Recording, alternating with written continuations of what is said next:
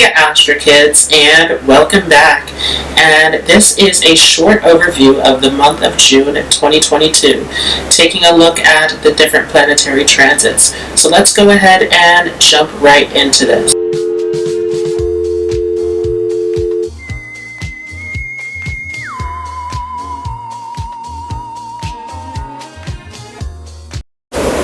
So up on the screen here is the chart of the transits coming up here in the month of June.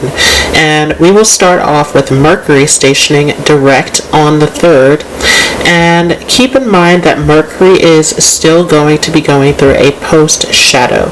So we are slowly making our way out of this Mercury retrograde. But this has been a big Mercury retrograde, as it has been in the sign of Taurus here in the nakshatra of Rohini, which has everything to do with business, commerce, negotiation, deals, anything that is dealing with your creative process, especially for those who are entrepreneurs, anything along the lines of your speech, because Taurus is related to the throat, and anything that is dealing with hospitality. So this has been a big time in terms of money and business with this Mercury retrograde for some of us. Some areas in business going haywire, some things that we need to take our time as far as negotiations and deals go. But with this Mercury coming direct, this is a great opportunity for business, and Mercury will stay in Taurus for the rest of June. So this is a huge opportunity with Mercury in Taurus in terms of using your communication skills, using your business skills. All of this is coming to your favor. So this is an excellent transit that we have coming up here with this Mercury stationing direct. Definitely taking an ease off of that Mercury retrograde. But shortly after that, on the 4th, we will see Saturn station retrograde. So we're not completely out of this time here of actually looking back and looking at the areas that we need to organize and plan properly. Saturn retrograde is bringing up a lot of past karmas. And so this is a big time of releasing and letting go of the past. And actually at the end of June, we will have a new moon that has everything to do with letting go.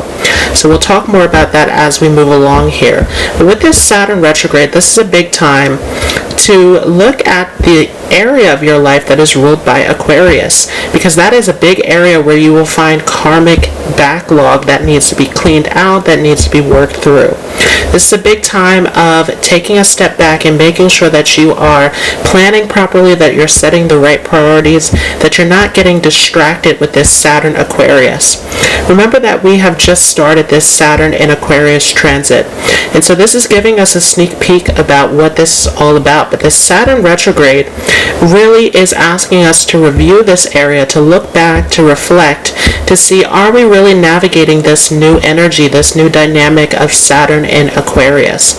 Saturn is very strong in its Mula-Trikona sign here in Aquarius, where this really has a lot to do with responsibility. Aquarius, remember, is the sign of the humanitarian, so this has everything to do with your responsibilities, your duties, your position in the world. This has everything to do with any kind of groups or obligations that you're tied to. And so all of this is coming up at the moment, to look over all of these areas of your life, to make sure that you have this all together, that you're not committing to things that are not for your highest, greatest good. Now, as we continue here, on the 14th of June, we will see a full moon in Scorpio. And this is very intense because, as we know, the moon gets debilitated in Scorpio. That intensity, that passion of Scorpio does not go so well with the moon, which is looking for security. And so this is a very intense full moon where we are being asked about, once again, are we committing to things that are not of value to us? Scorpio is on that opposite side of Taurus, where they are both dealing with your values, they're dealing with your money, they're dealing with the things that you're attached to, the things that you're holding on to. And specifically, Scorpio has a lot to do with what you're holding on to within relationships. And so all of those emotional attachments that you have, taking a look at that area to make sure that everything is correct. that you're not holding on to something that you believe that will be fixed or will get better, but actually taking a look and seeing, are you holding on to something that is toxic for you, that is not good for you, that needs to be cleared out? Scorpio has everything to do with letting go of what no longer serves you. It is the Scorpion. It holds the poison. And so this is all about extracting the poison, getting the drama, the toxic energy out of your life, removing the junk that no longer serves you. And this is especially true as this will happen in the nakshatra of Jyeshta, which we'll talk about more in a future video. But this Jyeshta nakshatra has everything to do with finding deeper knowledge to get going on your spiritual journey ahead, and not holding on to these attachments that are no longer serving you, that are distracting you from your purpose. Jyeshta is the last nakshatra before we get into the third and final section of the nakshatras, which when we get into that last section, transiting over into Mula, after Jyeshta, that has everything to do with our spiritual path, our spiritual calling. And so Jyeshta is that last nakshatra that has everything to do with asking bigger questions, seeking out the deeper answers, going to the root of everything, learning, researching, understanding on a deeper level. This very inquisitive energy has everything to do with looking at where you are in your life and asking those deeper questions of, are these attachments really serving you? Is this really your correct place that you're in? Are you attached to the right things? Or is there something here that needs to be cleaned out, that needs to be removed, and something where you need to step into a new domain within your life? And shortly after that, on the 15th, we will see the Sun shift ahead into Gemini. So Sun has been here in Taurus, where the focus has been a lot on business, on money, on resources, on family, security, things that we are holding on to. But as we move ahead into Gemini, this is a zone of exploring, of connecting, of moving ahead into the future with what you want to do with your life. And so this energy is changing significantly here as we are shifting ahead into the summer season, where there is a lot of vibrant energy that's coming in with this Sun in Gemini. Remember that Gemini is a very restless energy, very changeable, and we have the Sun, which is very much fixed and aligned with our soul calling, our purpose. And so there's a little bit of a difficulty here as the Sun comes into Gemini. Where are you getting distracted by things that aren't for you? Again, this whole theme is going to come up here in the month of June. Where are we holding on to attachments that don't serve us? Are we committing to things that are not for us?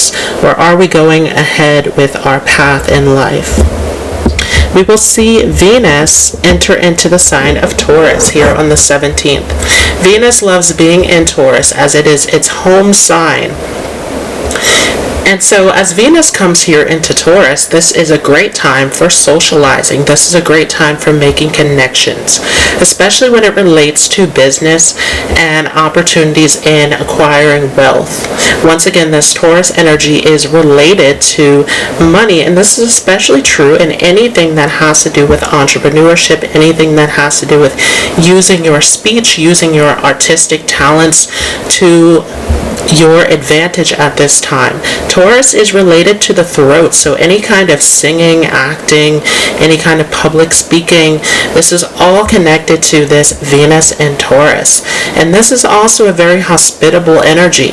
So for those of you who are working in careers that have to do with helping others, providing a service, this all is a great time with this Venus Taurus and Mercury Taurus that we will see here. As we move ahead, on the 26th, we will see Mars enter into Aries. Mars also loves being here in the sign of Aries. It is its Mula-Trikona sign, its strongest home. So Mars loves being here in Aries. And after coming out of that Pisces zone, where it was a little bit more geared towards spirituality and empathy and a little bit softer, this is a huge time where the energy is going to start to speed up. As Mars comes into Aries, we see this fast fast-paced energy of moving towards our goals, of getting things done. So for those of you who have been feeling tired, who have been feeling sluggish, who have been feeling these major blocks, this is a time here where Mars comes into Aries and everything starts to speed ahead. So this is definitely a great time to put your energy, to focus your energy into what you want to do in life. This passion, this energy, this drive coming up here at the end of June is a great opportunity. Now we will also see on the 28th here that Neptune will station retrograde. And so this is definitely a time to assess your spiritual life and your direction.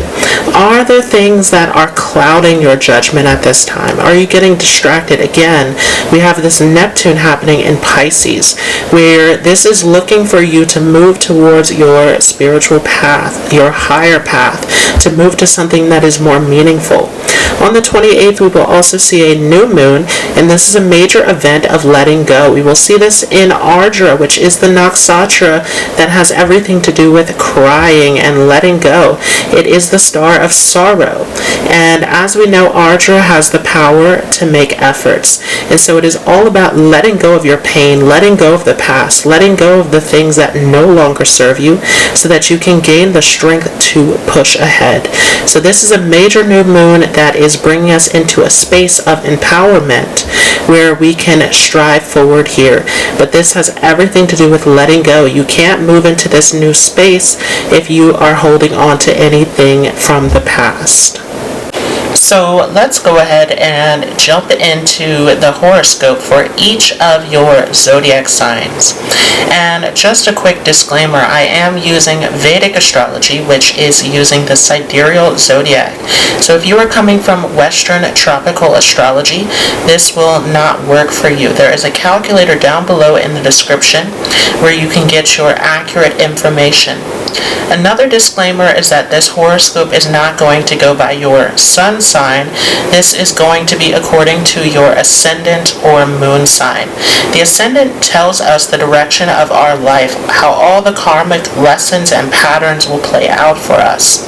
The moon sign has everything to do with how you are relating to the world and what you are perceiving within your mind. So these are the most important charts for these horoscopes. So making sure that you are using Vedic astrology and that you are following your moon sign and or ascendant sign is very important. For those of you with a Capricorn moon or Capricorn ascendant, this will be a full moon taking place in your 11th house. And this full moon, once again, is taking place here in Scorpio in the nakshatra of Jyeshta. So some heavy things happening in your friend circles, in your social networks and contacts. Looking at those groups of people that you're connected to and seeing what is serving you, what is not. Many of you are looking for deeper connections as we get closer to this full moon with this intense scorpionic energy. You're looking to connect at a deeper level. You're not looking for anything superficial. And so this definitely is a moment where you're coming to the realization of what has to go and what cannot stay, especially as the moon controls your 7th house of partnership. So everything to do with your relationships and connections and seeing what serves you, what doesn't. We have this new moon that's taking place in your 8th house. Again, new moon taking place in Ardra.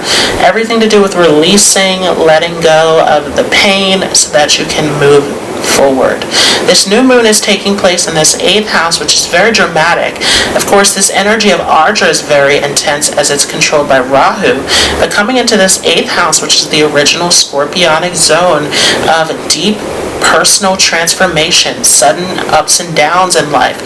So this new moon is definitely calling for you to go inward, to reflect what no longer serves you, what's toxic, what needs to be removed out of your life, making those necessary changes, going through those lessons and experiences and being willing to let go, to confront these areas, to move forward here.